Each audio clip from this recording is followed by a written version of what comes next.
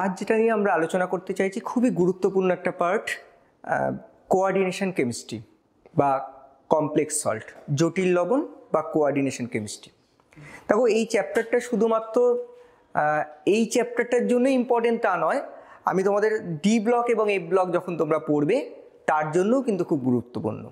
কারণ ডিএফ ব্লকের যে পার্টগুলো রয়েছে তার কিন্তু বেশিরভাগটাই আমাদের এই ক্রিস্টাল পিল থিওরি পড়বে তোমরা ওখানে, তা সবই কিন্তু কনসেপ্টটা আমাদের তৈরি হবে এখানে এই কোঅর্ডিনেশন কেমিস্ট্রি থেকে। তাহলে এই চ্যাপ্টারটা যদি তোমরা আগে পড়ো তাহলে তোমাদের ডিএফ ব্লকটাও বুঝতে সুবিধা হবে। তাহলে চলো আমরা বিষয়টায় প্রবেশ করার চেষ্টা করি। দেখো, এখানে দুটো ছবি দেখানো হয়েছে, খুব গুরুত্বপূর্ণ, আমাদের লিভিং অর্গানিজমের জন্য খুব গুরুত্বপূর্ণ। অর্থাৎ দেখো, একটা দেখানো হয়েছে ক্লোরোফিল, একটা হচ্ছে হিমোগ্লোবিন। কেন এই দুটো ছবি দেখানো হয়েছে? কারণ এই দুটো যে ছবি আমরা যে চ্যাপ্টারটা আজকে পড়তে চলেছি তার সঙ্গে কিন্তু অঙ্গাঙ্গিভাবে যুক্ত। দুটোই তুমি জানো যে আমাদের জীবনের জন্য কতটা অনবদ্য ভূমিকা পালন করে। একটা হচ্ছে ক্লোরোফিল, একটা হচ্ছে হিমোগ্লোবিনে দেখো হিম, যেখানে আয়রন রয়েছে, এখানে ম্যাগনেসিয়াম রয়েছে। তো এখানে কিন্তু কোঅর্ডিনেশন কেমিস্ট্রি রয়েছে। পরে আমরা কিভাবে রয়েছে সেটা আলোচনায় ঢুকবো। তো বুঝতেই পারছো আমরা নতুন কিছু শিখছি না, আমাদের প্রকৃতি কিন্তু অলরেডি কোঅর্ডিনেশন কেমিস্ট্রি কিন্তু আমাদের প্রকৃতির মধ্যে ইনবিল্ড রয়েছে, সেটাকেই আমরা বুঝে নেওয়ার চেষ্টা করছি মাত্র। নেক্সট আমরা যেটা বলবো, দেখো এখানে শুধু একটা কথা আপাতত জেনে রাখো যে এই রিংটাকে বলা হয় পরফাইডিং রিং, যেটা তুমি ম্যাগনেসিয়ামও পাবে, আয়রনও পাবে, এবং আয়রনের যেটা তোমরা পাচ্ছ দেখো এখানে ম্যাগনেসিয়ামে, যেটা তোমরা এখানে ম্যাগনেসিয়ামের মধ্যে যখন রয়েছে তখন সেটাকে ক্লোরোফিল বলছে এই রিংটার মধ্যে, পরফাইডিং রিংয়ের মধ্যে। যখন এখানে আয়রন রয়েছে তখন তাকে হিমোগ্লোবিন বলা হচ্ছে। আবার ভিটামিন B12 ওখানে তুমি কোবাল্ট পাবে, সেই কিন্তু পরফাইডিং রিং। এবং এই হিমোগ্লোবিন, এই পরফাইডিং রিং অর্থাৎ কোঅর্ডিনেশন কেমিস্ট্রিকে কাজে লাগিয়ে কিন্তু আমাদের সেল এবং টিস্যুর মধ্যে অক্সিজেন পরিবহন করে। তাহলে বুঝতে পারছো কতটা ইম্পর্টেন্ট, শুধু নাম্বার পাওয়ার জন্য নয়, শেখার জন্য, যে আমরা যদি ভালোভাবে বুঝতে চাই যে কিভাবে আমাদের পুরো বায়োলজিক্যাল সিস্টেমগুলো চলছে, তার জন্য কিন্তু এটা ইম্পর্টেন্ট। তো আমরা পরে এটা নিয়ে বিস্তারিত আলোচনা করব। এরপরে যে ছবিটা তোমাদের দেখাচ্ছি দেখো, আরেকটা গুরুত্বপূর্ণ, এই কোঅর্ডিনেশন কেমিস্ট্রি কোথায় কোথায় ইউজ হচ্ছে। কোঅর্ডিনেশন কেমিস্ট্রি ইউজ হচ্ছে তোমরা যে ক্ষরতা পরিমাপ করো, ক্যালসিয়াম আয়ন থাকলে যেন জল ক্ষর হয়, সেই কতটা ক্যালসিয়াম আয়ন আছে ক্ষরতা পরিমাপ করতে পারবে। অনেক সময় কি হয়, বিভিন্ন শরীরের মধ্যে বাইরে থেকে, পরিবেশ থেকে বিভিন্ন হেভি মেটাল, যেমন ধরো মার্কারি, তোমাদের ধরে নাও ক্যাডমিয়াম, ধরে নাও তোমাদের লেড, এই পয়জনাস যে আয়নগুলো আছে সেগুলোকে অপসারিত করার জন্য কিন্তু এই কোঅর্ডিনেশন কেমিস্ট্রিকেই কাজে লাগানো হয়, যেখানে চিলেশন থেরাপি বলা হয়। এটা খুব ইম্পর্টেন্ট। দেখো, ক্যান্সার ট্রিটমেন্টে এটা ইউজ করা হচ্ছে সিসপ্ল্যাটিন, এবং ডিএনএর যে চেঞ্জ হয় আমাদের ক্যান্সারের ক্ষেত্রে, সেটাকে এটা দ্বারা কিছুটা নিয়ন্ত্রণ করা যায়। সেটা নিয়েও আমরা পরবর্তীকালে বিস্তারিত আলোচনায় ঢুকবো। তো এই অ্যাপ্লিকেশনগুলো বুঝতে গেলে আমাকে কোঅর্ডিনেশন কেমিস্ট্রির বেসিক কনসেপ্টটা কিন্তু ভালো করে বুঝে নিতে হবে। চলো শুরু করা যাক। দুটো কথা লেখা আছে দেখো, ডাবল সল্ট আর কমপ্লেক্স সল্ট, দ্বি লবণ এবং জটিল লবণ। তাহলে দেখো এখানে যেটা বলার বিষয়, আমরা যে লবণগুলো দেখি, যে যৌগগুলোকে দেখি, প্রথম ক্রমের যে আমরা খুব সিম্পল সরল অণু, যেমন ধরো তোমরা জানো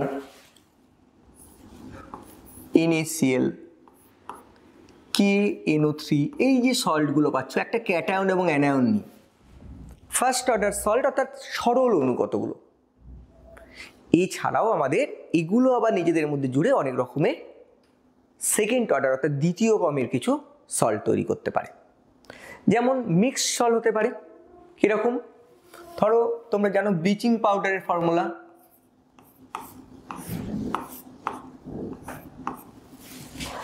মাইক্রোকসমিক সল্ট। দেখো এই সল্টগুলোতে দেখো, তাহলে এখানে কি হচ্ছে, প্রথম ক্রমের যে সল্ট, সিম্পল সল্ট যেগুলো দেখো একেবারে রয়েছে, সেখানে কিন্তু একটা ক্যাটায়ন একটা অ্যানায়ন রয়েছে। কিন্তু এখানে দেখো একটা ক্যাটায়নের সাথে দেখো দুটো অ্যানায়ন থাকতে পারে, আবার দুটো ক্যাটায়ন একটা অ্যানায়ন থাকতে পারে, এগুলোকে বলা হয় মিশ্র লবণ।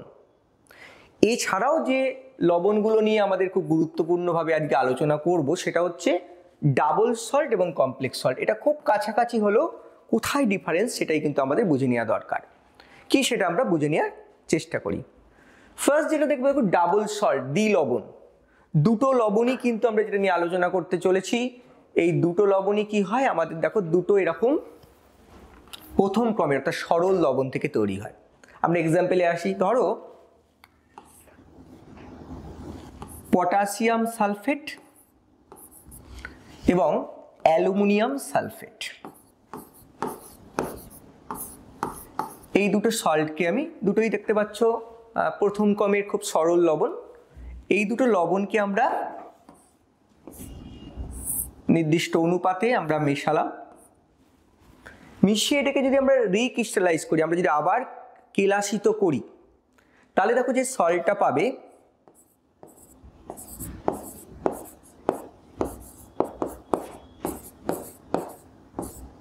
দেখো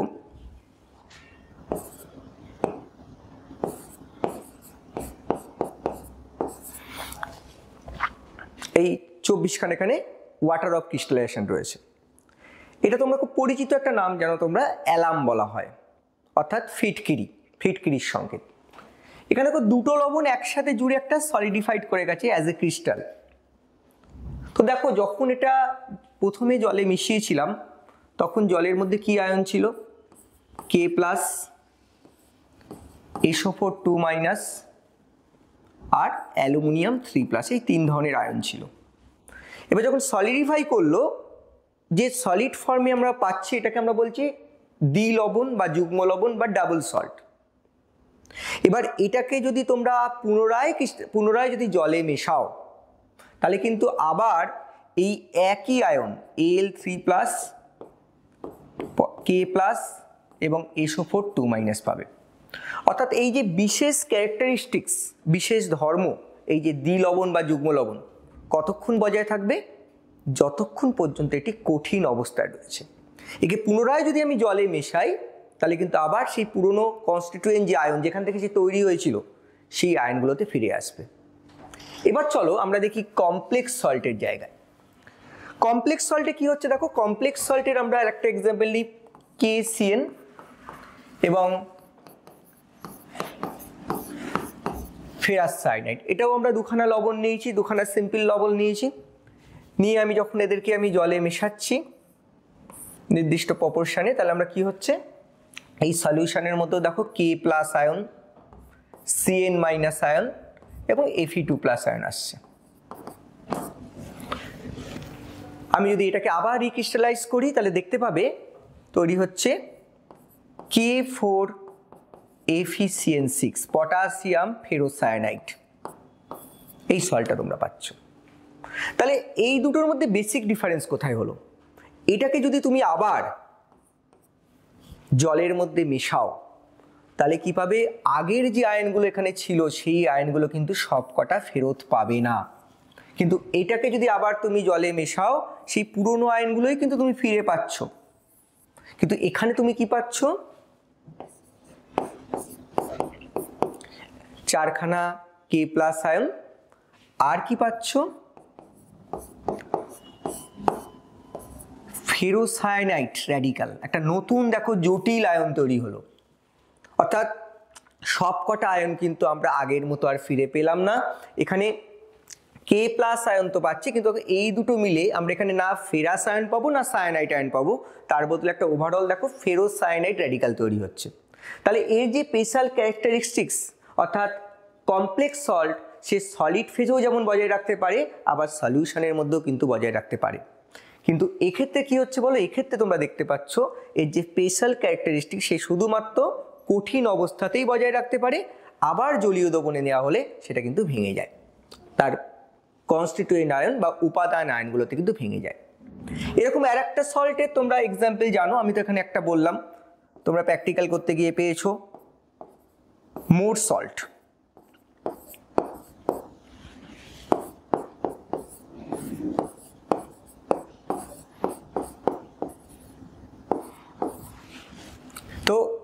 আমাদের কিন্তু আজকের মূল আলোচনার বিষয় থাকবে এই কমপ্লেক্স সল্ট নিয়ে। এটা কিভাবে তৈরি হয়, এদের স্ট্রাকচার, এদের বৈশিষ্ট্য, সেগুলো নিয়েই কিন্তু আমরা আলোচনা করব। তো আমরা জাস্ট এখানে এর মধ্যে বলে দেওয়া হলো যে কমপ্লেক্স সল্ট আর ডাবল সল্টের মধ্যে বেসিক ডিফারেন্সটা কোথায়। তাহলে চলো আমরা মূল পর্বে চলে যাই। আমাদের আলোচনার বিষয় কমপ্লেক্স সল্ট। দেখো এখানে কতগুলো কমপ্লেক্স সল্টের স্ট্রাকচার দেখানো হয়েছে, খুব ভালো করে খেয়াল করলে তোমরা দেখতে পাবে কতগুলো কমপ্লেক্স সল্ট এখানে দেখানো হয়েছে। প্রথমে এর কমপ্লেক্স সল্ট বুঝতে গেলে আমাদের দেখো তিনখানা এখানে কমপ্লেক্স সল্ট রয়েছে, এইটা একটা, এটা একটা, এটা একটা, মানে কমপ্লেক্স কম্পাউন্ড। তো এই কম্পাউন্ডগুলোর ক্ষেত্রে প্রথমে যেটা আমাকে বোঝা দরকার কতগুলো বেসিক টার্ম, যেমন দেখো বলছে কোঅর্ডিনেশন স্ফিয়ার, বাংলায় বলা হচ্ছে স্ববর্গীয় অঞ্চল বা গোলক। তো দেখো এখানে এই যে থার্ড ব্র্যাকেটের মধ্যে যে অংশগুলো নেওয়া হয়েছে, খুব ভালো করে খেয়াল করো, সেই থার্ড ব্র্যাকেটের মধ্যে যে অংশটা রয়েছে এই পুরোটাকেই বলা হচ্ছে, এটাকে বলা হচ্ছে কোঅর্ডিনেশন স্ফিয়ার। এটাকে বলা হচ্ছে, দেখো থার্ড ব্র্যাকেটের মধ্যে যে অংশগুলো রয়েছে এই পুরোটাকে বলা হচ্ছে কোঅর্ডিনেশন স্ফিয়ার। যেখানে দেখতে পাচ্ছ একটা মেটাল রয়েছে, একটা সেন্ট্রাল মেটাল আয়ন রয়েছে দেখো, আর এই সেন্ট্রাল মেটালের সাথে যারা জুড়ে রয়েছে এরা কোঅর্ডিনেট কোভ্যালেন্ট বন্ড করে, অর্থাৎ অসমযোজী বন্ধন করে। অসমযোজী বন্ধনের মাধ্যমে যারা জুড়ে রয়েছে তাদের নাম দেওয়া হচ্ছে কি, লিগ্যান্ড। তাহলে এই পুরো থার্ড ব্র্যাকেটের মধ্যে বা তৃতীয় বন্ধনীর মধ্যে যেটা দেখানো হচ্ছে তাকে বলা হচ্ছে কোঅর্ডিনেশন স্ফিয়ার বা স্ববর্গীয় অঞ্চল বা স্ববর্গীয় গোলক, বিভিন্ন নামে অভিভূত করা হয়, আমরা ইংলিশ টার্মটাই বলছি কোঅর্ডিনেশন স্ফিয়ার। ঠিক আছে, এইবার দেখো আর একটা পার্ট দেখো, যেখানে বাইরে যে কে প্লাস একে যে ব্যালেন্স করার জন্য, চার্জ ব্যালেন্স করার জন্য যেটা রয়েছে তাকে আমরা কি বলছি, আয়নিক, দেখো আয়নিক স্ফিয়ার। তাহলে একটা হচ্ছে কোঅর্ডিনেশন স্ফিয়ার, একটা হচ্ছে আয়নিক স্ফিয়ার। আর মেটালের সাথে যারা জুড়ে রয়েছে, মেটালের সাথে দেখতে পাওয়া যাবে এরা কি করে, পরে আমরা আলোচনায় প্রবেশ করছি, এরা কি করে অসমযোজী বন্ধন করে, কোঅর্ডিনেট কোভ্যালেন্ট বন্ড তৈরি করে এদের ইলেকট্রন কি করে, এরা দান করে। কোথায় দান করে, এই সেন্ট্রাল মেটাল আয়নকে দান করে অসমযোজী বন্ধনের মাধ্যমে যুক্ত হয়, ওগুলোকে বলা হচ্ছে লিগ্যান্ড। আর একটা খুব কনফিউশনের জায়গা তোমরা পাবে, কোঅর্ডিনেশন এন্টিটিটা কি বলছে। দেখো কোঅর্ডিনেশন স্ফিয়ারের মধ্যে আমি যদি শুধু এইটুকু অংশকে বলি, দেখো শুধু এইটুকু অংশ, তাহলে আমরা সেটাকে কোঅর্ডিনেট এন্টিটি বলছি। তাহলে কোঅর্ডিনেশন এন্টিটি বলছে এটুকুকে, এবং আমরা যদি পুরোটাকে দেখো চার্জ তো যদি দিয়ে আমরা থার্ড ব্র্যাকেটের মধ্যে দিয়ে দিই তখন কিন্তু সেটাকে বলা হবে কোঅর্ডিনেশন স্ফিয়ার। তাহলে এই অংশটুকু শুধুমাত্র এই অংশটাকে বলা হচ্ছে, এটা থার্ড ব্র্যাকেটের মধ্যে যেগুলো রয়েছে সেইটুকুকে বলা হচ্ছে কোঅর্ডিনেশন এন্টিটি। আর যখন এটাকে একটা কনফিউশনের জায়গায় যখন পুরোটা থার্ড ব্র্যাকেট দিবেন, এর চার্জটাকে যখন দেখায় তখন তাকে কোঅর্ডিনেশন স্ফিয়ার বলা হচ্ছে। একই ব্যাপার কিন্তু একটু ডিফারেন্স রয়েছে, সেটা কিন্তু আমাদের একটু বুঝে নিতে হবে। এই টার্মগুলো তোমরা চ্যাপ্টারটা পড়তে গিয়ে পাবে, সেই জন্য এই টার্মগুলো প্রথমেই আমাদের বুঝে নেওয়া দরকার। তাহলে আরেকবার রিক্যাপ করা যাক। ধরো এটা দিয়ে আমরা বলছি, এখানে আমাদের দেখো খেয়াল করছো যে এখানে এটা হচ্ছে আয়নিক স্ফিয়ার, এটা হচ্ছে কি কোঅর্ডিনেশন স্ফিয়ার, এইটা কি, এটা হচ্ছে লিগ্যান্ড, আর এটা হচ্ছে সেন্ট্রাল মেটাল আয়ন। বোঝা গেল? এখন প্রশ্ন হচ্ছে দেখো এখানে যে ছখানা জুড়েছে, অর্থাৎ দেখো এখানে ছখানা সায়ানাইড জুড়েছে, এখানে ছখানা অ্যামোনিয়া জুড়ে আছে, এখানে চারখানা কার্বন মনোক্সাইড জুড়ে রয়েছে, মানে চারখানা। এখানে আমি বললাম এগুলোকে বলা হচ্ছে লিগ্যান্ড। মেটালের সাথে যারা অসমযোজী বন্ধন করে বা কোঅর্ডিনেট বন্ড করে তাদের কি বলা হচ্ছে, লিগ্যান্ড। তাহলে এই লিগ্যান্ডগুলো দেখো এখানে ছটা, এখানে ছটা, এখানে চারটে জুড়েছে, এদের বলা হয় কোঅর্ডিনেশন নাম্বার, বাংলায় বলা হচ্ছে সর্বঙ্ক সংখ্যা। অর্থাৎ একটা সেন্ট্রাল মেটাল আয়নের সাথে লিগ্যান্ডগুলি যতগুলি সিগমা অসমযোজী বন্ধন করতে পারে, সিগমা কোঅর্ডিনেট বন্ড করে জুড়তে পারে, সেই সংখ্যাটাই বলা হচ্ছে, এখানে দেখো 6, এখানে 6, এখানে 4, এটাকে বলছে কোঅর্ডিনেশন নাম্বার বা বাংলায় বলা হচ্ছে সর্বঙ্ক সংখ্যা। ভার্নার বলেছিলেন, এটারই নাম দিয়েছিলেন গৌণ যোজ্যতা বা সেকেন্ডারি ভ্যালেন্সি। পরে আমরা ভার্নারের থিওরিতে পড়ব। ঠিক একই রকম দেখো, এটা পুরোটাই কোঅর্ডিনেশন স্ফিয়ারের মধ্যে রয়েছে। এটা হচ্ছে আমাদের দেখো এনআই রয়েছে মেটাল, আর এটা হচ্ছে লিগ্যান্ড। তাহলে আমরা বোঝাতে পারলাম কোঅর্ডিনেশন স্ফিয়ার কাকে বলছে, আমরা বোঝাতে পারলাম আয়নিক স্ফিয়ার কাকে বলছে, যেটা কোঅর্ডিনেশন স্ফিয়ারের বাইরে যে আয়নগুলো রয়েছে আয়নিক স্ফিয়ার অঞ্চল, যেটা থেকে আয়ন বেরিয়ে আসতে পারে, কারণ কোঅর্ডিনেশন স্ফিয়ারে যারা থাকবে সেখান থেকে কিন্তু কোনো আয়ন বেরিয়ে আসতে পারবে না, সেটা অ্যাজ এ হোল একটা কি করবে, জটিল আয়ন রূপে আচরণ করবে। ঠিক আছে, আরেকটা কথা বলা যাক, তোমরা পাবে, সেটা হচ্ছে খুব ইম্পর্টেন্ট কথা, অনেক সময় তোমরা পাবে যে এই যে কোঅর্ডিনেশন স্ফিয়ারের মধ্যে যে মেটাল আয়নগুলোর সাথে লিগ্যান্ডগুলো জুড়ে রয়েছে, ত্রিমাত্রিক যে বিন্যাস, তাহলে আমরা সেটাকে বলবো কোঅর্ডিনেশন পলিহেড্রাল, যেটা তোমরা পাবে এরকম। ধরো যদি তুমি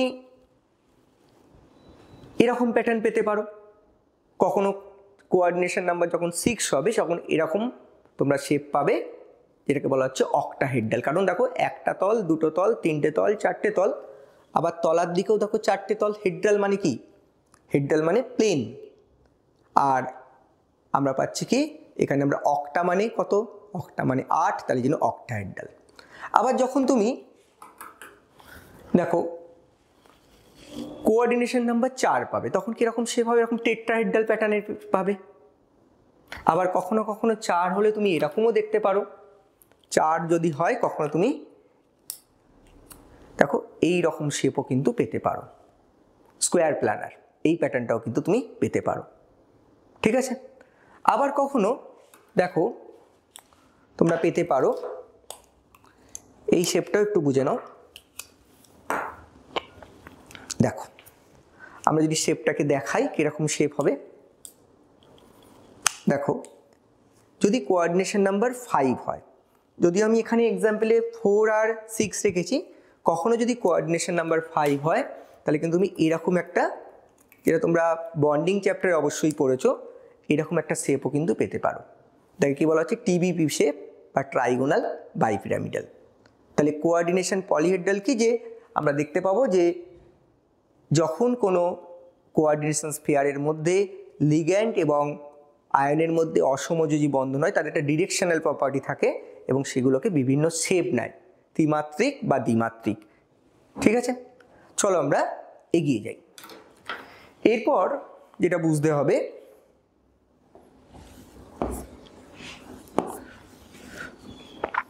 দেখো এবার হচ্ছে যে ডেন্টিসিটি অফ লিগ্যান্ড, এটা খুব ইম্পর্টেন্ট। ডেন্টিসিটি মানে হচ্ছে, ডেন্স মানে দাঁত, অর্থাৎ তোমরা দেখলে যে লিগ্যান্ডগুলো কি করে, তাদের নিঃসঙ্গ ইলেকট্রন জোন, তাদের লোন পেয়ার, আমি যদি এখানে দেখাই তোমাদের, এরা কি করে, এরা এদের লোন পেয়ারকে, ধরো যে কোনো একটা লিগ্যান্ড যদি হয় তারা কি করে, ডোনেট করে এবং এর দ্বারা কি একটা অসমযোজী বন্ধন হয়।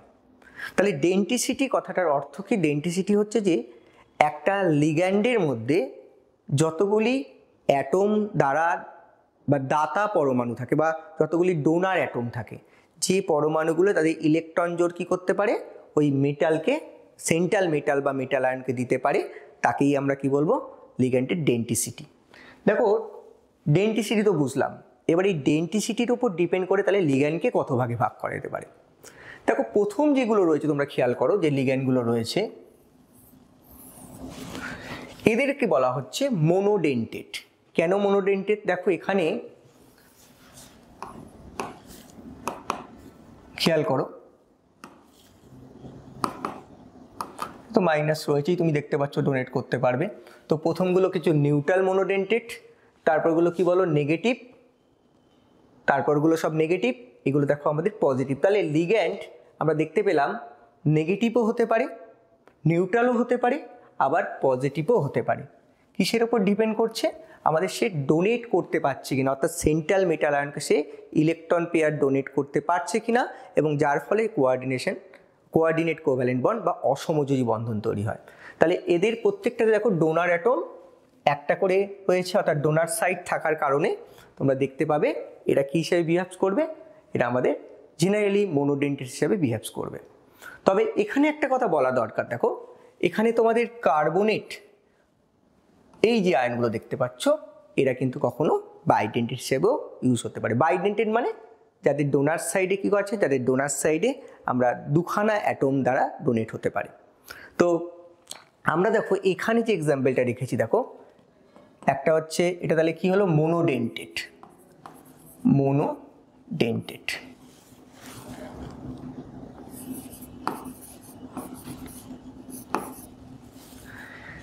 এগুলো কি, এগুলো দেখো আমরা দেখতে পাচ্ছি, দেখো এখান দিয়েও ডোনেট করা সম্ভব, এখান দিয়েও সম্ভব। আবার এটা হচ্ছে ইথিলিন ডাইয়ামিন, সংক্ষেপে ইএন লেখা হয়।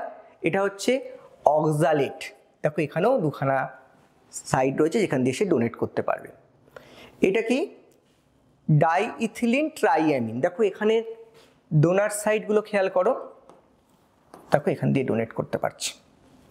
তাহলে আমরা বিষয়টাকে যদি একটু বুঝিয়ে দেওয়া যাক, দেখো খেয়াল করো, আমরা একটা এক্সাম্পল নিচ্ছি। ধরো এই এটা খেয়াল করবে, একটা ধরো 6 কোঅর্ডিনেট সিস্টেম নিলাম যার সর্বঙ্গ সংখ্যা বা কোঅর্ডিনেশন নাম্বার 6। তাহলে আমি ধরো এই ক্লিপটা তোমরা বাজারে অ্যাভেলেবেল, এই ক্লিপটাকে মনে করো আমরা ধরে নিচ্ছি যে একটা লাইগ্যান্ড। তাহলে এই লিগ্যান্ডটা কী করছে, এখানে এই জায়গায় বসতে পারছে। তাহলে এরকম যদি আমরা লিগ্যান্ডগুলো নিই তাহলে কী হবে, দেখো এই লিগ্যান্ডগুলো যদি ব্যবহার করা হয়, খেয়াল করবে, তাহলে এগুলো সব মোনোডেন্টেড লিগ্যান্ড ধরে নাও। এই ক্লিপগুলো আমরা ধরে নিচ্ছি সব মোনোডেন্টেড লিগ্যান্ড। তাহলে এরা কি করছে, 6টা যে কোঅর্ডিনেশন নাম্বার যে 6 বললাম, দেখো 6খানা জায়গাকে স্যাটিসফাই করেছে লিগ্যান্ডগুলো তাদের ইলেকট্রনগুলোকে ডোনেট করে। তাহলে এগুলো মোনোডেন্টেড। এবার যদি বাইডেন্টেড হয়, ধরো একটা বাইডেন্টেড এক্সাম্পল নিচ্ছি, দেখো বাইডেন্টেড যদি হয় তোমরা খেয়াল করবে, ধরো এটা একটা বাইডেন্টেড লিগ্যান্ডের রেপ্লিকা তৈরি করা হয়েছে। দেখো এই যদি ডোনেট করে, যেমন ধরো ইথিলিন ডাইয়ামিন, তাহলে বাইডেন্টেড লিগ্যান্ড নিলে দেখো দুটো জায়গাকে দেখো ও একা স্যাটিসফাই করছে, দুটো পয়েন্টকে কিন্তু একা স্যাটিসফাই করছে, দেখো এটা বাইডেন্টেড। এবং এই প্রসঙ্গে বলে রাখা দরকার, বাইডেন্টেড লিগ্যান্ড যদি হয় তোমরা খেয়াল করবে এখানে একটা বদ্ধ শৃঙ্খল তৈরি হচ্ছে, পরে সেটা আলোচনা করব, তাকে আমরা চিলেট কমপ্লেক্স বলবো। তাকে কি বলবো আমরা, চিলেট কমপ্লেক্স। তাহলে এটা একটা গুরুত্বপূর্ণ। ট্রাইডেন্টেডও হতে পারে, যেমন একটা এক্সাম্পল তোমাদের দেখাই, দেখো দেখো এটা হচ্ছে একটা হেক্সাডেন্টেড, একে বলা হয় আমরা জানি EDTA. EDTA ethylene diamine tetraacetate. কোথায় কোথায় এখানে ডোনার অ্যাটম রয়েছে, দেখো এখানে একটা ডোনার অ্যাটম, দেখো এই পয়েন্ট দিয়ে ডোনেট হতে পারে, এখান দিয়ে ডোনেট হতে পারে, এখান দিয়ে, আর দেখো এটা রয়েছে। তাহলে এর একটা রেপ্লিকা দেখানো যাক তোমাদের কেমন হতে পারে, কিভাবে একা 6খানা পজিশনকে ডোনেট করবে। দেখো আমরা ধরে নিচ্ছি এইটা ধরো একটা রেপ্লিকা দেখাচ্ছি তোমাদের, মনে করো এটা হচ্ছে আমাদের সেই ইডিটি এর একটা রেপ্লিকা, ঠিক আছে। দেখো 6খানা ডোনার সাইড রয়েছে, একটা রেপ্লিকা তৈরি করেছি। তো দেখো এখান দিয়ে আমরা কি হবে, আমরা কিভাবে দেখো বোঝাতে পারি, ধরো আমরা দেখাচ্ছি, খেয়াল করো, ধরো এ ডোনেট করলো, এ ডোনেট করলো, ভালো করে খেয়াল করবে, এ ডোনেট করলো, দেখো 6টা পজিশনকে কিভাবে একটা লিগ্যান্ড ডোনেট করতে পারে। দেখো দেখো 6টা পজিশন কিন্তু এ কী করলো, একা স্যাটিসফাই করলো। তাহলে এটা একটা হেক্সাডেন্টেড লিগ্যান্ড। তাহলে এরকম মোনোডেন্টেড, বাইডেন্টেড, ট্রাইডেন্টেড, পলিডেন্টেড অর্থাৎ টেট্রাডেন্টেড হতে পারে, আমি আর সেগুলো রাখিনি। তাহলে এইভাবে আমরা লিগ্যান্ডের ডেন্সিটিটা বোঝাতে পারলাম কিনা আশা করি। দেখো তাহলে লিগ্যান্ডের ডেন্সিটি কাকে বলা হচ্ছে, ডেন্সিটি বলা হচ্ছে যে আমরা দেখো খুব ইম্পর্টেন্ট, ডেন্সিটি হচ্ছে সেটাই যে একটা লিগ্যান্ড তার কতগুলো ডোনার সাইটের মাধ্যমে ওই সেকেন্ডারি ভ্যালেন্সি যেটাকে বললাম, বা আমরা গৌণ যোজ্যতা বা কোঅর্ডিনেশন যে পয়েন্টগুলো রয়েছে তাকে স্যাটিসফাই করতে পারবে, সেটাই বলা হচ্ছে তার ডেন্সিটি। ক্লিয়ার? এবার আমরা চলে যাই নেক্সট।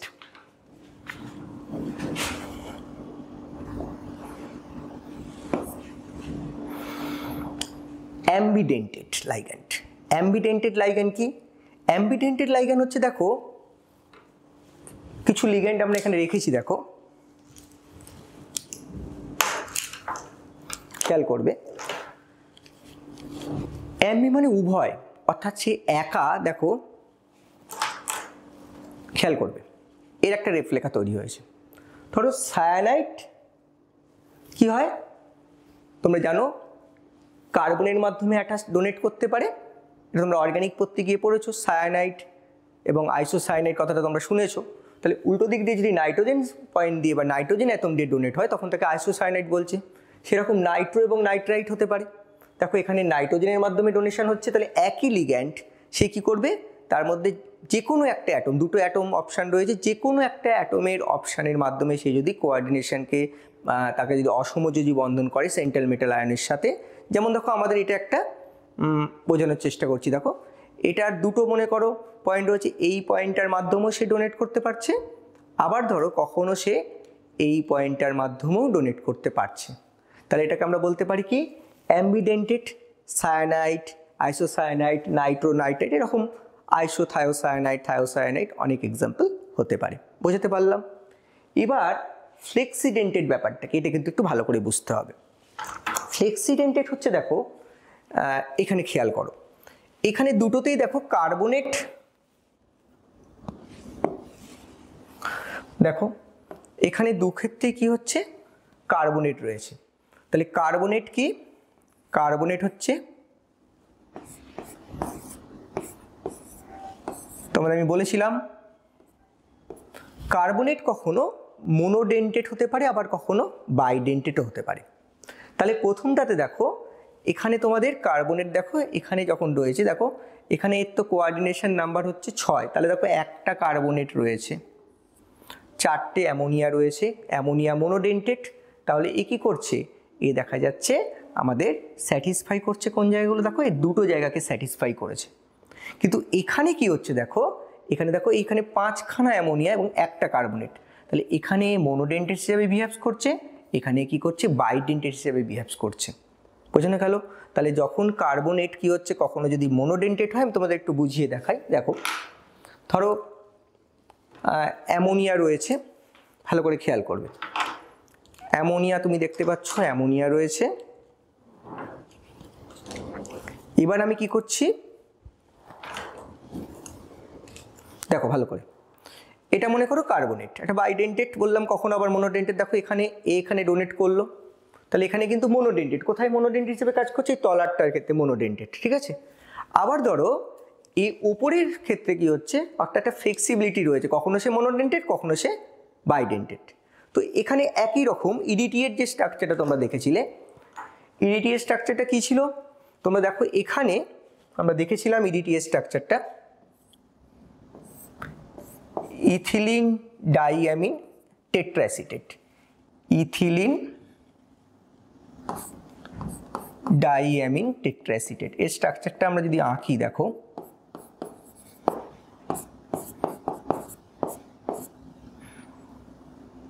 ইথিলিন ডাইঅ্যামিন টেট্রাঅ্যাসিটেট, এখানে তোমাদের আমি কিভাবে সে কমপ্লেক্স করে সেটাও বোঝালাম, যে 6খানাকে কিভাবে একা স্যাটিসফাই করে যখন সেটা হেক্সাডেন্টেড হিসাবে ইউজ হচ্ছে।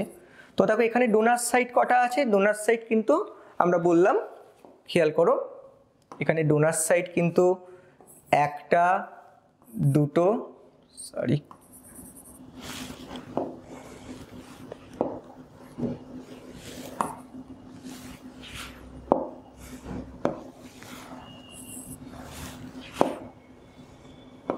হ্যাঁ, একটা, দুটো, তিনটে, দেখো এখানে নাইট্রোজেন সেন্টার রয়েছে, আর এখানে দেখো আমাদের 4খানা রয়েছে। যখন তুমি এই ক্যালসিয়ামের সঙ্গে কমপ্লেক্স হয় তখন দেখো সেটা ইউজ হয়, যে দেখো এখানে হেক্সাডেন্টেড হিসেবে ইউজড হয়েছে। দেখো এখানে যখন রয়েছে তখন সেটা দেখো পেন্টাডেন্টেড, আবার এখানে যখন রয়েছে তখন সেটা টেট্রাডেন্টেড। তাহলে কখনো সেটা টেট্রাডেন্টেড, কখনো সেটা পেন্টাডেন্টেড, আবার কখনো হেক্সাডেন্টেড। তাহলে এই ধরনের লাইগ্যান্ডকে বলা হচ্ছে ফ্লেক্সিডেন্টেড লাইগ্যান্ড, ঠিক আছে। নেক্সট দেখো চিলেটিং লিগ্যান্ড, এটা তোমাদের অলরেডি আমি বললাম, চিলেট যখনই একটা অন্তত পক্ষে একটা যদি পলিডেন্টেড লাইগ্যান্ড ইউজড হয়, যে কোনো একটা, তখন দেখো এখানে আমরা ইথিলিন ডাইঅ্যামিন নিয়েছি, দেখো এখানে একটা কি হচ্ছে সেন্ট্রাল মেটাল আয়ন এবং লিগ্যান্ডগুলো মিলে একটা ক্লোজড রিং তৈরি করেছে, একটা বদ্ধ শৃঙ্খল তৈরি করেছে। সেই বদ্ধ শৃঙ্খল তৈরি হওয়ার জন্য তাহলে যেগুলো আমাদের পলিডেন্টেড লাইগ্যান্ড, সেগুলো অন্তত একটা পলিডেন্টেড লাইগ্যান্ড যদি থাকে তাকে আমরা বলবো চিলেট কমপ্লেক্স।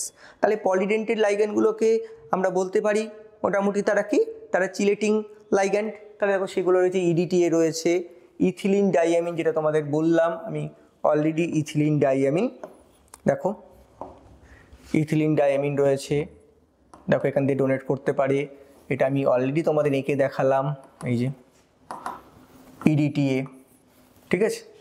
তারপর ধরো রয়েছে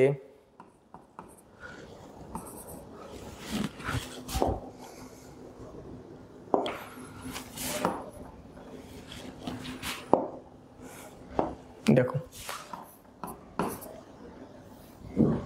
এখানে ইন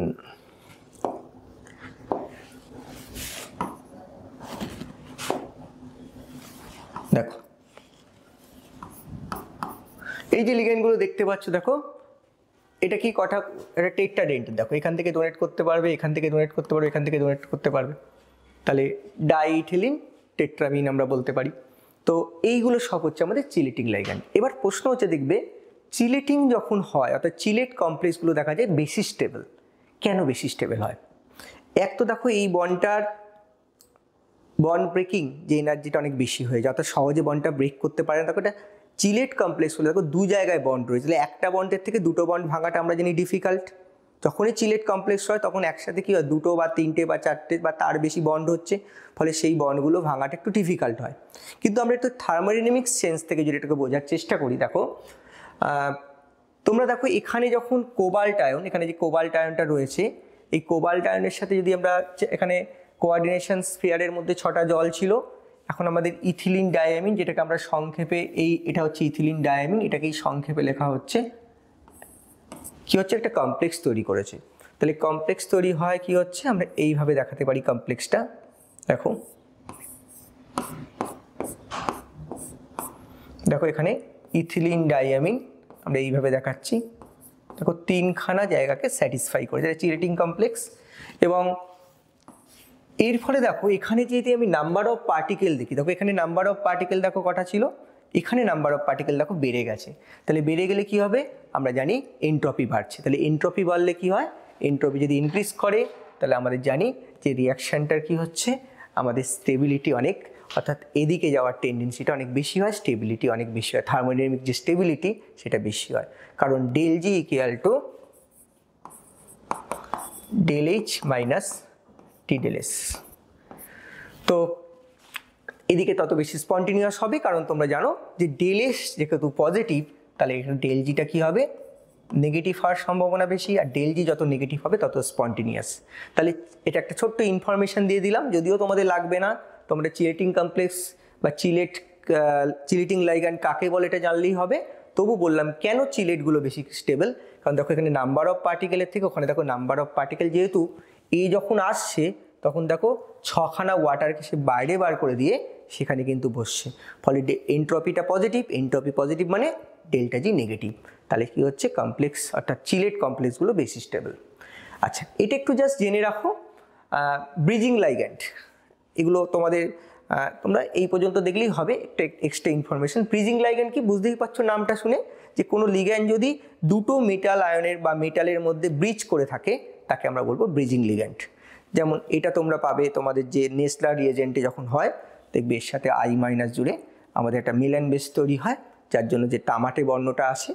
যাই হোক, তো এখানে তোমরা পাচ্ছ এই জিনিসটা, আবার দেখো এখানেও তোমরা পাচ্ছ। তো এগুলো কি, এগুলো হচ্ছে আমাদের ব্রিজিং লিগ্যান্ড। তার এখানে ব্রিজিং লিগ্যান্ড কি, এটা ব্রিজিং লিগ্যান্ড, এটা ব্রিজিং লিগ্যান্ড অক্সাইডও, এখানেও দেখো এগুলো সব ব্রিজিং লিগ্যান্ড হিসাবে কাজ করছে, ঠিক আছে।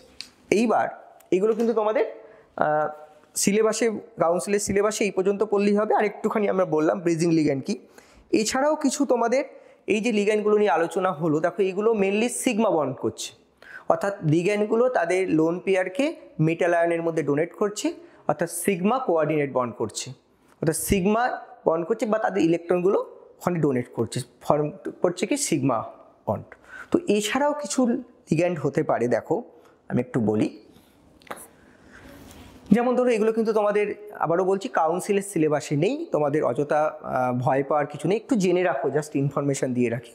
সেটা কি, ধরো এরকম, ধরো আমি একটা বলছি,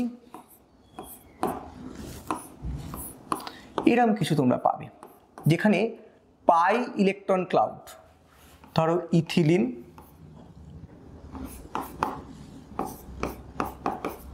দেখো এই পাই ইলেকট্রন ক্লাউডটা দেখা যায় অনেক সময় এর সঙ্গে কোঅর্ডিনেট বন্ড করছে, সেখানে তোমরা পাবে এরকম একটা অনেক সময় এক্সাম্পল পাবে। তো জাইসিস সল্টে তোমরা এরকম পাবে। তাহলে পাই ইলেকট্রন ক্লাউডটা কি করছে, এখানে এরকম বন্ড করছে, ঠিক আছে। আবার তোমরা পাবে স্যান্ডউইচ টাইপের একটা কম্পাউন্ড, আমি তোমাদের বলি, দেখো পাই ইলেকট্রনটাকে ফেরোসিন বলে, এই পাই ইলেকট্রন ক্লাউডটা দেখো এফির সাথে কোঅর্ডিনেট করছে। এগুলো একটু কনভেনশনালের বাইরে বলছি, এরকম হতে পারে। এবার আরেকটা আমরা এই জায়গাটা বলে লিগ্যান্ডের কোশ্চেনটা শেষ করব, সেটা হচ্ছে তোমরা দেখবে পাই অ্যাসিডিক লাইগ্যান্ড। পাই অ্যাসিডিক লাইগ্যান্ড কি, এই যে কার্বন মনোক্সাইড, সায়ানাইড, এই লাইগ্যান্ডগুলোতে পাই বন্ড আছে, ফলে কি হয় দেখো যখন এরা মেটালের সাথে বন্ড করে, এরা তো ইলেকট্রন ডোনেট করে, ধরো সায়ানাইড বা কার্বন মনোক্সাইড এরা তো ইলেকট্রন ডোনেট করছে, ভালো কথা, কিন্তু ধরো এখানে ইলেকট্রন এরা ডোনেট করছে এদের ভ্যাকেন্ট অরবিটালে। আবার দেখো এখানে আর একটা ঘটনা ঘটে, এদের কি থাকে, পাই থাকলে পাই স্টার থাকবে, এগুলো মনে করো পাই স্টার। তো মেটাল আবার কি করে, তাদের ইলেকট্রন আবার এখানে আবার ডোনেট করে, একে সিনার্জিক এফেক্ট বলে। তো লিগ্যান্ড জেনারেলি কি হবে, লিগ্যান্ড হবে ইলেকট্রন ডোনেট করতে যারা পারে। তাহলে আমরা শিখেছিলাম যারা ইলেকট্রন ডোনেট করতে পারে, যে the chemical species that can donate electron pair called base, তাদেরকে লুইসের সংজ্ঞা অনুসারে ক্ষার বলা হয়। আবার যারা নিতে পারে তাদের বলা হয় অ্যাসিড, এগুলোকে বলা হয় পাই অ্যাসিডিক লাইগ্যান্ড। কারণ দেখো এরা কি করতে পারে, একদিকে ইলেকট্রন কি করতে পারছে, ডোনেট করছে, আবার ইলেকট্রন দেখো তাদের পাই স্টার, যেহেতু তাদের পাই বন্ড রয়েছে তাহলে পাই স্টার থাকবে, পাই স্টার মলিকুলার অরবিটালে আণবিক কক্ষকে তারা কি করতে পারে, ইলেকট্রন গ্রহণ করতে পারে। এদেরকে আমরা কি বলবো, এদেরকে বলবো পাই অ্যাসিডিক লিগ্যান্ড। এগুলো তোমরা বিভিন্ন কম্পিটিটিভ এক্সামের জন্য পড়ে রাখবে, তোমাদের সিলেবাসে হয়তো নেই, তোমরা একটু এইটুকু দেখে রাখবে। তো এই গেল আমাদের লিগ্যান্ড সম্পর্কে আলোচনা, ঠিক আছে। এবার আমরা দেখি ইফেক্টিভ অ্যাটমিক নাম্বার, এটা একটা জানা দরকার। ইফেক্টিভ অ্যাটমিক নাম্বার কি, ইফেক্টিভ অ্যাটমিক নাম্বার হচ্ছে, যে খুব ভালো করে বোঝার চেষ্টা করবে যে এই কমপ্লেক্সগুলো কীভাবে স্টেবল হবে, অর্থাৎ কত কোঅর্ডিনেশন নাম্বার হবে, সেটা জানার জন্য সিডুইক একটা রুল বললেন। কি বললেন, যে কোনো অ্যাটম বা তার আয়ন, সেন্ট্রাল অ্যাটম বা আয়ন আছে, তার চারপাশে যখন লিগ্যান্ডগুলো ইলেকট্রন ডোনেট করলো তখন টোটাল তার চারপাশে ইলেকট্রনগুলো থাকবে, সেই ইলেকট্রনগুলোর সংখ্যা যদি তার নিকটতম নিষ্ক্রিয় মৌল, নিয়ারেস্ট যে ইনার্ট গ্যাসের কনফিগারেশন হয়, সেগুলো একটু বেশি স্টেবল হবে, এবং তার দ্বারা উনি বেশ কিছু কমপ্লেক্সের স্টেবিলিটি ব্যাখ্যা করতে পেরেছিলেন। তাহলে ইফেক্টিভ অ্যাটমিক নাম্বারটা কি, আমরা আবারও বলছি, একটা মেটাল বা মেটাল আয়নের ইলেকট্রন মানে কোঅর্ডিনেশন স্ফিয়ারে যেটা থাকে, সেখানে যখন ইলেকট্রন ডোনেট করে তখন ওই মেটাল আয়ন বা মেটাল আয়নের চারপাশে যতগুলো ইফেক্টিভ নাম্বার অফ ইলেকট্রন থাকে তাকে ইফেক্টিভ অ্যাটমিক নাম্বার বলছে। তাহলে জেড হচ্ছে কি, এখানে জেড হচ্ছে ওই মেটাল বা মেটাল আয়নটার আমরা জেডটাকে বলছি কি তার অ্যাটমিক নাম্বার, পারমাণবিক ক্রমাঙ্ক।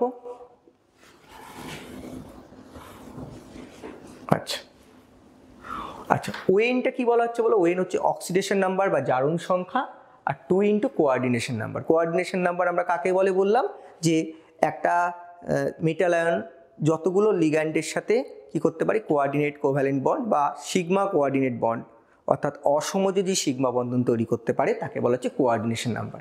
সেটাকে ভার্নার গৌণ যোজ্যতা বা সেকেন্ডারি ভ্যালেন্সি বলেছেন। তো দেখো আমরা একটা বার করে দেখি বিষয়টা বোঝানোর জন্য। ধরো K4Fe6 পটাশিয়াম ফেরোসায়ানাইড, এটার ক্ষেত্রে আমরা ইএনটা বার করে দেখাই। দেখো ইএন কত হবে, আয়রন হচ্ছে 26, ঠিক আছে। এর অক্সিডেশন নাম্বার আমরা পরে বার করা শেখাচ্ছি, এখানে অক্সিডেশন নাম্বার আসবে দেখো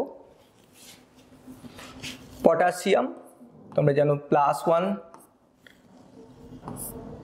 আয়রন ধর আমি জানি না, এক্স ধরে নিই, তাহলে সায়ানাইড কি নেগেটিভ লাইগ্যান্ড, তাহলে কত হবে -1। তাহলে যদি তুমি আয়রনটা এক্স ধরে নাও তাহলে তুমি বার করে ফেলতে পারবে +1 × 4 + x। ওভারঅলটা কি হয়, যে কোনো একটা মলিকুল ওভারঅল নিউট্রাল হয়, ইলেকট্রিক্যালি নিউট্রাল হয়, তাহলে 0 হবে।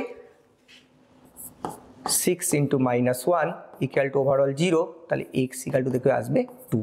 তাহলে এখানে আয়রন +2 স্টেটে আছে, তাহলে অক্সিজেন নাম্বারটা কি করতে বিয়োগ করতে বলা হচ্ছে। প্লাস লিগ্যান্ড কটা আছে, দেখো লিগ্যান্ড আছে 6খানা, অর্থাৎ কোঅর্ডিনেশন নাম্বার এখানে কত, Fe6, তাহলে 2 × 6, তাহলে দেখো আছে 36। একটা ইনার্ট গ্যাস কনফিগারেশনের মতো পাচ্ছ, তার নিয়ারেস্ট যে ইনার্ট গ্যাস আছে তার মতো সে কনফিগারেশন, ইফেক্টিভ অ্যাটমিক নাম্বার হচ্ছে, তাহলে এটা স্টেবল, এটাও যথেষ্ট স্টেবল। এবং এখান থেকে দেখো তুমি বলতে পারো যে এফির সাথে কেন কার্বন মনোক্সাইড দিয়ে যে কমপ্লেক্স হয় সেখানে 5খানা কেন থাকে, কেন দেখো এখানে এটা 0 স্টেটে আছে, কারণ এটা 0, এটা তাহলে 0 হবে ওভারঅল। তাহলে এই কমপ্লেক্সটার ক্ষেত্রে দেখো আমরা Fe26 5 × 10 দেখো 36। তোমরা এটা দিয়ে বলতে পারো নিকেলের সাথে কেন 4খানা কার্বন মনোক্সাইড জোড়ে। নিকেলের কত, নিকেলের হচ্ছে 28 জেডের ভ্যালু, প্লাস 4 × 2, তাহলে 8, তাহলে কত আসছে দেখো এখানেও আসছে 36।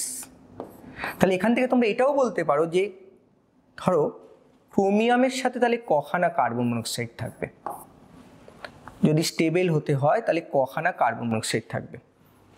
এতক্ষণ তো বললাম, এবার ক্রোমিয়ামের সাথে তাহলে কটা কার্বন মনোক্সাইড থাকবে সেটাও তুমি প্রেডিক্ট করতে পারো। কীভাবে প্রেডিক্ট করতে পারবে, আমরা ধরে নিই ক্রোমিয়াম কত 24 প্লাস 2 × x ইকুয়াল টু যদি 36 হতে হয়, যদি এটাকে আমরা যদি 36 বানাতে হয় তাহলে কত হবে 2x ইকুয়াল টু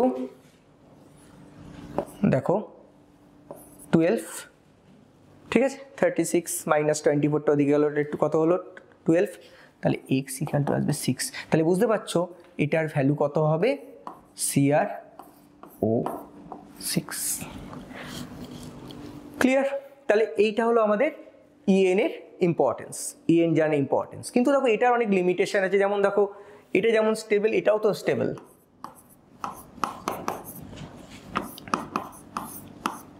কিন্তু এটা যদি তোমরা বার করো দেখবে যে যে ভ্যালুটা আসছে সেটা কিন্তু 36 হচ্ছে না। এরকম অনেক সল্ট আছে যেগুলো EN এর যে ইনার্ট গ্যাস কনফিগারেশনের মতো ইলেকট্রনিক কনফিগারেশন হয় না, তাও স্টেবল।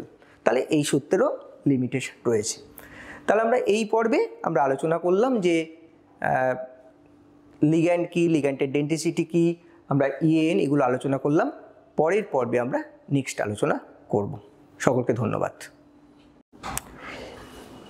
এবার আমরা আলোচনা করব যে কমপ্লেক্স কত রকমের হতে পারে, আমাদের যে কমপ্লেক্স সল্ট কত রকমের হতে পারে সেটা নিয়ে আমরা এই পর্বে আলোচনা করব, এবং আরও তার সাথে সাথে আমরা দেখব আইসোমারিজম দেখব, সেগুলোকেও আমরা আলোচনার মধ্যে রাখবো। তাহলে চলো প্রথমে দেখি যে টাইপ অফ কমপ্লেক্স, অর্থাৎ জটিল যৌগ ক রকমের হতে পারে। দেখো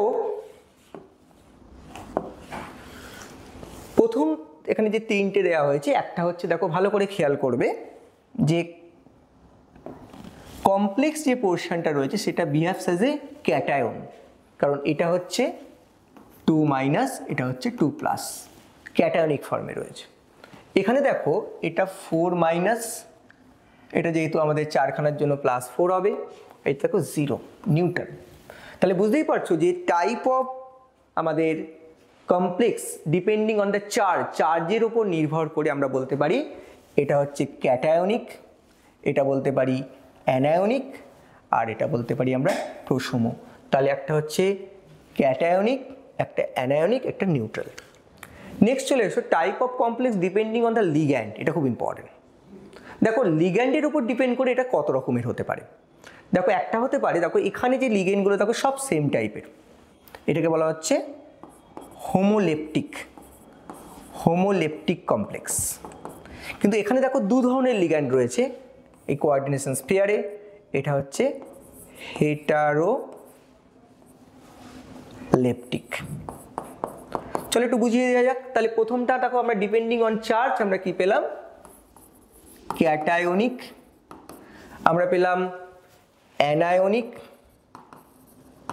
আমরা পেলাম নিউট্রাল প্রসম। তাহলে ক্যাটায়নিক, অ্যানায়নিক এবং নিউট্রাল, আর এর উপর আমরা ডিপেন্ডিং অন দ্য লিগ্যান্ড কি হলো, হোমোলেপটিক, হেটারোলেপটিক। চলো বোঝাই।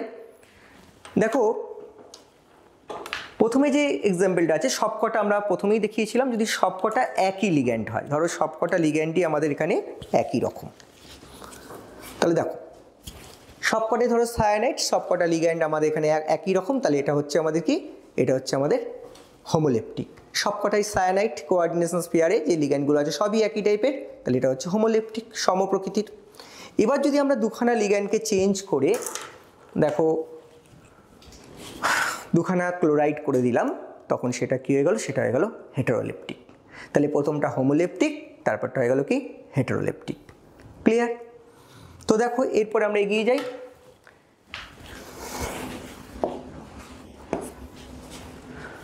ডিপেন্ডিং অন দ্য স্টেবিলিটি, এটা খুব ইম্পর্টেন্ট। দেখো আমরা কি বললাম যে, খেয়াল করবে, আমরা বললাম যে কোঅর্ডিনেশন স্ফিয়ারে যেটা থাকে সেটা কিন্তু আয়নীয়, মানে সেটা আয়নাইজেবল নয়, অর্থাৎ এটা কিন্তু আয়নিত হতে পারবে না, এই পুরোটা অ্যাজ এ হোল একটা কমপ্লেক্স হিসেবে বিহেভ করবে। কিন্তু কিছু কিছু ক্ষেত্রে, যেমন এটার ক্ষেত্রে তুমি দেখতে পাবে এই যে ক্যাডমিয়ামের যে কমপ্লেক্সটা হয়েছে, এটা কিন্তু কখনো কখনো ভেঙে গিয়ে এখান থেকে কিন্তু আমরা ক্যাডমিয়াম 2+ বা CN- আয়ন আসতে পারে। তাহলে এটা পুরোপুরি নিখুঁত বা পারফেক্ট কমপ্লেক্স আমরা বলতে পারবো না, এটা ইমপারফেক্ট কমপ্লেক্স, ক্যাডমিয়াম আয়ন চলে আসছে। কিন্তু এটার ক্ষেত্রে কিন্তু এটা যেমন এগুলোও আসছে, অবশ্যই আমাদের এখান থেকে এটাও চলে আসবে, এই আয়নটাও তৈরি হচ্ছে, কিন্তু কখনো কখনো দেখা যাবে এখান থেকে কিছু পরিমাণ আয়ন লিকেজ হতে পারে। সহজ কথা, এখান থেকে কিছু আয়ন বেরিয়ে আসতে পারে, ফলে এই আয়নটা যেমন আমরা পাবো, এই কমপ্লেক্স আয়নটা যেমন আমরা পাবো, তার পাশাপাশি এখান থেকে কিছু পরিমাণ যেটা হওয়ার কথা ছিল না সেটা কিন্তু লিকেজ হতে পারে। ফলে আমরা যদি এই সলিউশনে H2S পাঠাই অ্যাসিডিক মিডিয়ামে, তাহলে এখানে ক্যাডমিয়াম সালফাইডের প্রেসিপিটেট পাওয়া যায়। কিন্তু এখানে তুমি কিন্তু দেখতে পাবে যে কি পাওয়া যাবে, 3খানা K+, আর এটা অ্যাজ এ হোল একটা আয়ন হিসাবে বিহেভ করবে। এখান থেকে তো কোনোভাবেই CO2+ বা আমাদের কিন্তু CN- আসবে না, ফলে এখানে আমরা যদি H2S পাঠাই কোনো কিন্তু আমরা প্রেসিপিটেট পাবো না, কোনো অবস্থাতেই ওখান থেকে আমরা CO2+ আয়ন বা সায়ানাইড আয়ন পাবো না। তাহলে খুব ইম্পর্টেন্ট, এটা হচ্ছে ইমপারফেক্ট, এটা হলো একটা পারফেক্ট, যেখানে বেশিরভাগটাই আমরা পারফেক্ট, এরকম একটা ইমপারফেক্ট কমপ্লেক্স সল্ট হতে পারে। এবং এটাকে আমরা অ্যানালিসিস করতে, যখন মনে করো কপার এবং ক্যাডমিয়াম একই সাথে থাকে, তখন এটা দিয়ে কিন্তু অ্যানালিসিস করা যেতে পারে যে এটার থেকে আমরা ক্যাডমিয়াম সালফাইড পাবো, কিন্তু এই কন্ডিশনে সায়ানাইড দিয়ে যদি এটাকে মার্কস করে দিই, তাহলে কিন্তু আমরা এখানে কোনো প্রেসিপিটেট কপার সালফাইডের ব্ল্যাক পিপিটি পাবো না। তো তারপরে কি বলেছে, type of complex depending on number of central atom or ion. দেখো এখানে কি, দেখো খেয়াল করো, এই দুটো এক্সাম্পল কি নেওয়া হয়েছে, মোনোনিউক্লিয়ার অ্যান্ড, এখানে কি বলা হচ্ছে পলিনিউক্লিয়ার, মোনোনিউক্লিয়ার অ্যান্ড পলিনিউক্লিয়ার। দেখো মোনোনিউক্লিয়ার অ্যান্ড পলিনিউক্লিয়ার কি, এটা হচ্ছে পলিনিউক্লিয়ার।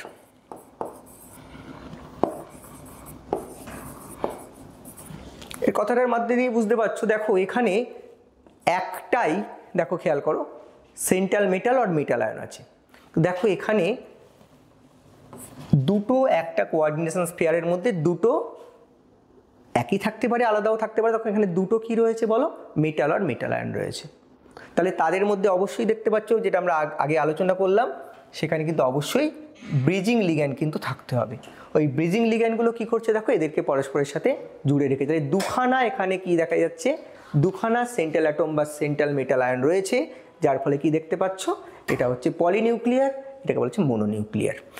চলো নেক্সট।